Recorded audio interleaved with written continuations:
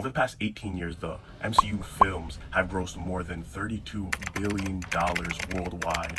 And before Avengers Doomsday hits theaters, I'm challenging myself to watch all of it. All 496 hours. In MCU timeline order. 114 projects across the MCU and legacy X-Men and Spider-Man universes, now that they've all been pulled into the multiverse. And I'll review every movie, every series, every short and special and one-shot, and rank them all by their category, and we're gonna find out what's my favorite and what's my least favorite. And most importantly, if I can actually finish everything before December 18th. I'm gonna be honest, I may have bitten off a little bit more than I could chew. But today we are reviewing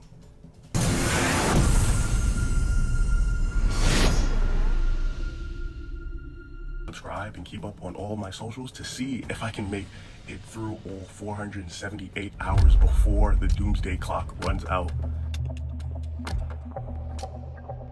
Captain America: The First Avenger is a cornerstone of the MCU, but this time around we'll be spending a little bit extra time in this chapter to explore not just him and his adventures, but the adventures of his love interest, Agent Peggy Carter.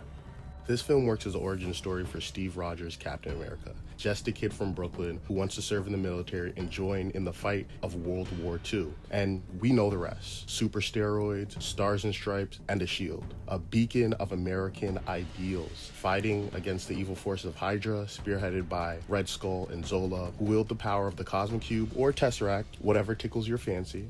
But our boy in red, white, and blue overcomes, and he must land a plane in ice to avoid a 60-year early 9/11-esque catastrophe, and ends up Futurama'd for 60-plus years. Wakes up in a bed and hears a baseball game play-by-play for a game he attended. The intern that they gave fake radio responsibilities is for sure getting fired. Not even 2 minutes in, and Cap has already figured it all out. And in the post-credit scene, Howard's team finds and recovers the Tesseract, but not Cap. But Cap is recruited later on in the post-credit scene for the Avengers by Nick Fury. In this movie, they introduce Bucky Barnes, best friend of Steve, Howard Stark, genius inventor, future father of Tony Stark, and is the person that gives Captain America his shield in this movie. And after watching Eyes of Wakanda, this is the funniest scene ever. In the show, they're slaying demigods to keep this stuff secret, taking away slivers of vibranium, and yet Howard Stark finds enough to create a shield that he is calling his prototype. Wakanda has been asleep at the wheel. And last but not least, Agent Peggy Carter, who will be fleshed out more throughout her series and is Steve's love interest throughout this movie. I watched this movie when it came out in 2011, so it's very nostalgic to me, and it still holds up. If anything, it adds after you've watched the whole MCU. What really stood out to me about Steve, about Captain America, is just how heroic he is, and how he always chooses the most moral decision. A Hydra goon throws a kid into the ocean. Steve confirms the kid is okay, and then gets back on the chase. They leave Bucky and his platoon for dead. He leads a solo mission to save Bucky and his whole platoon. Bucky won't leave without Steve. This guy bends a rail, jumps across a Hydra base that is exploding. It's kind of just funny to me how the government saw and knew that he was capable of all these things. And for a good chunk of time, they just relegated him to basically being a mascot. That's like seeing a beast like Obafemi and saying, let's give him a Danhausen gimmick. But let's not give WWE any more bad ideas. They have more than enough already, but that's for a whole nother video. I also loved and really liked how they balanced hero and guy that just got his glow up, because he will run down a car on foot, then he'll fold and be nervous when any woman with a pulse shows interest in him. Something that really amazed me in this movie is just how cool they made him look. I think it's really important because his powers are not fancy. He's just more or less an enhanced human. And as we go deeper into the MCU, the powers get more and more flashy. And he still doesn't feel lesser than at any point. No bells, no whistles, just a shield and determination and a great moral compass. So following the end of First Avenger, we follow Agent Carter, an Agent Carter one-shot and a 2-season series. And honestly, this is my first time watching either, but ends with one of the craziest cliffhangers that still have people talking about it today. Peggy in the one shot moves to a new department after the war is over, and everyone at the SSR more or less boils her down to Cap's girlfriend, just relegating her to mailroom and coffee. No field work, even though she is clearly the most well-trained. It really gives the same energy as the Cavs saying they don't need LeBron before drafting him. So one night she intercepts a message, clears out a whole warehouse full of goons by herself, and secures the item. But when she gets back, she is not met with thanks, but instead they try firing her because they think she isn't a real agent. But Howard Stark calls and says he owns the division, and Agent Carter is actually getting a promotion, and they're starting up S.H.I.E.L.D. The one shot does a great job of highlighting her skills, her abilities, and her continued battle with breaking through the glass ceiling.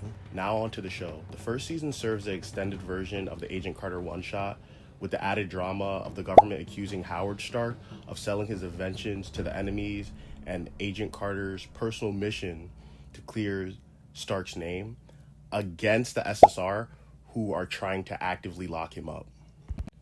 Also, the character of Agent Carter is able to be more fleshed out, and the series introduced the character of Jarvis, Howard Stark's butler. Jarvis is a pretty consistent character on the show and gives intel to Agent Carter and acts as comic relief for the most part. But in the end, they are able to clear Stark's name, and season 1 ends with some closure for Agent Carter as she pours out a vial of Captain America's blood into the ocean, symbolizing that she's ready to move on. Season 2 takes place in LA not too long after the first season. Jarvis and Stark return, Jarvis this time with his wife by his side, and being more motivated to be more field work focused. Stark having a newfound interest in film. This season focuses on a substance called Zero Matter, which turns scientist Wilkes, one of Agent Carter's love interests this season, into a ghost thing where he's not tangible, and gives Frost the power to control Zero Matter. Frost is also an actress and a rocket scientist level genius who is also the wife of a husband who is running for office, also a member of a powerful group of elites, and Frost is not afraid to use her newfound powers on anyone who gets in her way. We'll see this later in the season when Frost's own husband, half the council, and Jarvis's wife become casualties of her own mission. But in the end, the heroes prevail. Wilkes is turned back to normal, Frost is locked away, and we are left with one of the craziest cliffhangers in Marvel history at this point, where Carter ends up with the agent that's been pining over her since season 1, and someone is shot in the last few moments of the finale. I will say I really liked the one shot. It got me very excited for the show. And the premise of early days of S.H.I.E.L.D. show with classic villains of the week and maybe even a cameo from a young Nick Fury down the line did excite me. So you would think the show that debuted 2 years after the one shot would follow up on that. Spoilers, it doesn't. And she is back in the office, back to coffee duty. And I watched the first season, and I was very disappointed in finding out that it was just a more stretched out version of the one shot with some stuff added. But the best way I can describe it and how it felt is like when you just finish your essay and you haven't met the word count or the page minimum, so you add spaces, you throw in some weird word salad just to hit the requirements. But this somehow, for me, felt worst because they just never got into the S.H.I.E.L.D. startup. I watched to the end of season 1 and I'm like, okay, this is where they set up S.H.I.E.L.D. for season 2. Wrong. It's season 2 and we're dealing with more superpowered villains. Jarvis wants to be more of an agent. This is surely where they set up S.H.I.E.L.D. Wrong again. Don't get me wrong, this show is not bad, but the expectations set by the one shot make me more critical of the series, and that is all I'm saying.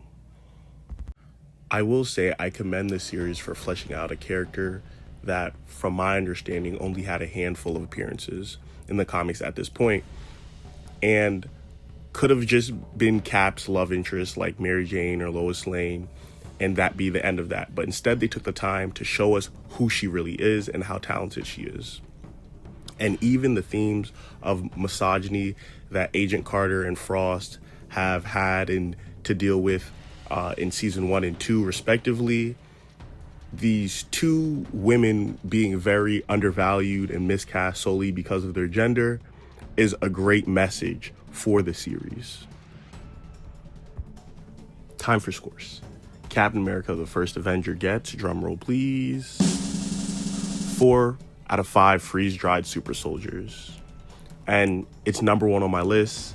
And it was just a great and fun watch. I mean, we could talk about Doom relevance, about how relevant do I think it is going to be to the plot of Doom. And I'm going to say very. We see a young Steve with Bucky in the trailer. I think it's very high on the Doom relevance scale. Next, we have Agent Carter, the one-shot.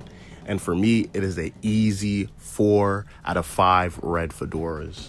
I mean, go watch it. It's only 15 minutes of your time and tells you everything you need to know about this character. And I repeat, it's only 15 minutes. Agent Carter as a series, and we have to ask, does this overtake Eyes of Wakanda? Drumroll please. No, it's not going to overtake Eyes of Wakanda for me. I'm giving this 3 out of 5 Steve Vials. And it's because it fails as a series to live up to the expectation that was set to it 2 years prior. I just think the one shot does a better job of setting up for future MCU projects in 15 minutes than this does in 12 hours. But it is good on its own right and its own merit to flesh out characters and just a fun series to watch. Now you let me know if I ranked anything too high or too low. Click the playlist to watch my past videos, like my Eyes of Wakanda video that I talked about earlier in this video. Like and subscribe to keep up to date. Follow the socials. And we're going from one captain to another. The next video will be on Captain Marvel. Until next time, try not to get frozen in the iceberg, and peace.